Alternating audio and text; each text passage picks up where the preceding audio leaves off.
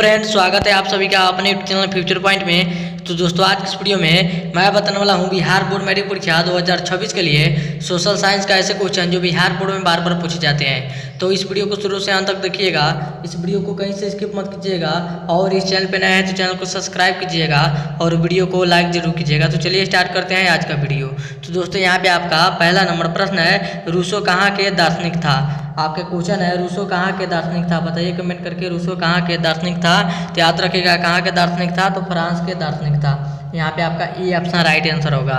चलिए चलते हैं अगले प्रश्न को। तो दोस्तों, यहाँ पे आपका अगला प्रश्न है, निम्न में से कौन, आपका क्वेश्चन है, निम्न में से कौन स्वामित्व के आधार पर संसाधनों के वर्गीकरण का प्रकार नहीं है, बताइए कमेंट करके। इसका आंसर क्या होगा, तो याद रखिएगा नवीकरणीय नहीं है। क्या है, तो नवीकरणीय नहीं है। यहाँ पे आपका सी ऑप्शन राइट आंसर होगा।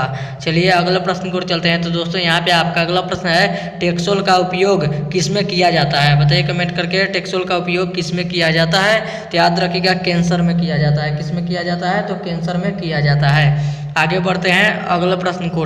तो दोस्तों, यहाँ पे आपका अगला प्रश्न है, चावल के उत्पादन में भारत का स्थान कौन सा है। आपका क्वेश्चन है, चावल के उत्पादन में भारत का स्थान कौन सा है, बताइए पहले नंबर पे है या दूसरे नंबर पे, तो याद रखिएगा दूसरे नंबर पे है। यहाँ पे आपका बी ऑप्शन राइट आंसर होगा। आगे बढ़ते हैं अगले प्रश्न को। तो दोस्तों, यहाँ पे आपका अगला प्रश्न है, भारत में दल बदल कानून किस वर्ष लागू किया गया। आपके क्वेश्चन है, भारत में दल बदल कानून किस वर्ष लागू किया गया, बताइए कमेंट करके किस वर्ष लागू किया गया, तो याद रखिएगा 1985 ईस्वी को लागू किया गया था। यहाँ पे आपका सी ऑप्शन राइट आंसर होगा। आगे बढ़ते हैं अगले प्रश्न को। तो दोस्तों, यहाँ पे आपका अगला प्रश्न है, बाढ़ से हानि होती है, तो बताइए क्या चीज पे होती है। आपका क्वेश्चन है, बाढ़ से हानि होती है, तो याद रखिएगा फसलों को भी होती है और पशुओं को भी होती है, भवनों को भी होती है, इनमें से सभी को भी होती है। यहाँ पे आपका डी ऑप्शन राइट आंसर होगा।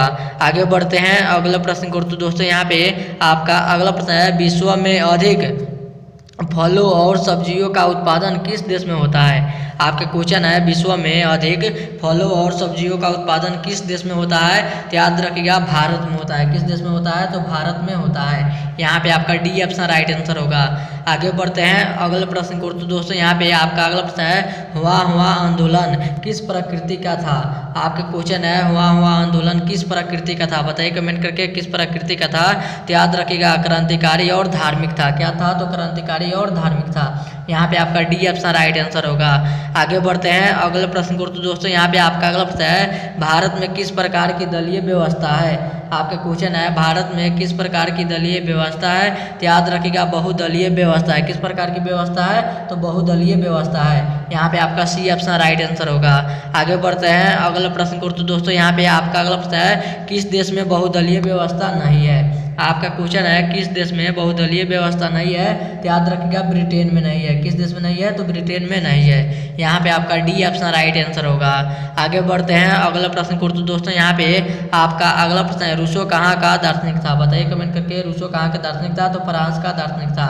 आगे बढ़ते हैं अगले प्रश्न को। तो दोस्तों, यहाँ पे आपका अगला प्रश्न है, न्यू दिल का संबंध किस देश, आपका क्वेश्चन है, न्यू दिल का संबंध निम्न में से किससे था, बताइए कमेंट करके निम्न में से किससे था, तो याद रखिएगा आर्थिक नीति से था। किससे था, तो आर्थिक नीति से था। यहाँ पे आपका डी ऑप्शन राइट आंसर होगा।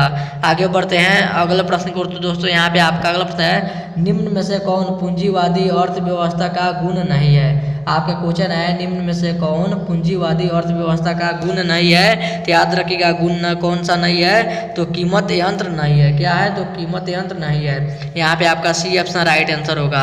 आगे बढ़ते हैं अगले प्रश्न को। तो दोस्तों, यहाँ पे आपका अगला प्रश्न है, 1975 के आपातकाल के समय प्रधानमंत्री कौन थे। आपके क्वेश्चन है, 1975 के आपातकाल के समय प्रधानमंत्री कौन थे, तो याद रखिएगा कौन थे, तो इंदिरा गांधी थे। कौन थे, तो इंदिरा गांधी थे। यहाँ पे आपका ए ऑप्शन राइट आंसर होगा। चलिए चलते हैं अगले प्रश्न को। तो दोस्तों, यहाँ पे आपका अगला प्रश्न है, लोहे को जंग से बचने के लिए किस का लेप लगाया जाता है। आपका क्वेश्चन है, लोहे को जिंक से बचने के लिए, जंग से बचने के लिए किसका लेप लगाया जाता है, तो याद रखिएगा किसका लेप लगाया जाता है, तो जिंक का लगाया जाता है। यहाँ पे आपका डी ऑप्शन राइट आंसर होगा। आगे बढ़ते हैं अगला प्रश्न को। तो दोस्तों यहाँ पे आपका अगला प्रश्न है, बिहार की अधिकतर जनसंख्या जीविका के लिए किस क्षेत्र पर निर्भर है। आपका क्वेश्चन है, बिहार की अधिकतर जनसंख्या जीविका के लिए किस क्षेत्र पर निर्भर है। बताइए कमेंट करके किस क्षेत्र पर निर्भर है। तो याद रखिएगा कृषि पर निर्भर है। किस क्षेत्र पर निर्भर है, तो कृषि पर निर्भर है। आगे बढ़ते हैं अगले प्रश्न को। तो दोस्तों यहाँ पे आपका अगला प्रश्न है, भारत में किस प्रकार की अर्थव्यवस्था पाई जाती है। आपके क्वेश्चन है, भारत में किस प्रकार की अर्थव्यवस्था पाई जाती है। तो याद रखिएगा मिश्रित अर्थव्यवस्था पाई जाती है। यहाँ पे आपका सी ऑप्शन राइट आंसर होगा। चलिए चलते हैं अगला प्रश्न को। तो दोस्तों यहाँ पे आपका अगला प्रश्न है, स्पिनिंग। आपका क्वेश्चन है, स्पिनिंग म्यूल का आविष्कार किसने किया।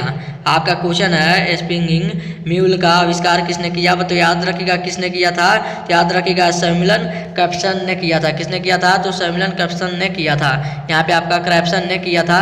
यहाँ पे आपका बी ऑप्शन राइट आंसर होगा। चलिए अगला प्रश्न की ओर चलते हैं। तो दोस्तों यहाँ पे आपका अगला प्रश्न है, हाइपरटेंशन के लेखक कौन थे। आपका क्वेश्चन है, हाइपरटेंशन के लेखक कौन थे। बताइए कमेंट करके कौन थे। तो याद रखिएगा हाइपरटेंशन के लेखक कौन थे, तो मार्टिन लूथर थे। कौन थे, तो मार्टिन लूथर थे। यहाँ पे आपका डी ऑप्शन राइट आंसर होगा। आगे बढ़ते हैं अगला प्रश्न को। तो दोस्तों यहाँ पे आपका अगला प्रश्न है, 1929 की मंडी का सबसे बुरा प्रभाव किस देश पर पड़ा। आपका क्वेश्चन है, 1929 की मंडी का सबसे बुरा प्रभाव किस देश पर पड़ा। बताइए कमेंट करके किस देश पर पड़ा। तो याद रखिएगा संयुक्त राज्य अमेरिका पर पड़ा। किस देश पर पड़ा, तो संयुक्त राज्य अमेरिका पर पड़ा। यहाँ पे आपका सी ऑप्शन राइट आंसर होगा। और ये था आपका वीडियो का लास्ट क्वेश्चन। अब वीडियो यहीं पर खत्म करते हैं। उम्मीद करते हैं वीडियो आप सभी को बहुत ही अच्छा लगा होगा। तो इस वीडियो में जाते जाते इस वीडियो को जरूर एक लाइक कर दीजिएगा और चैनल पर नया है तो चैनल को सब्सक्राइब जरूर कीजिएगा।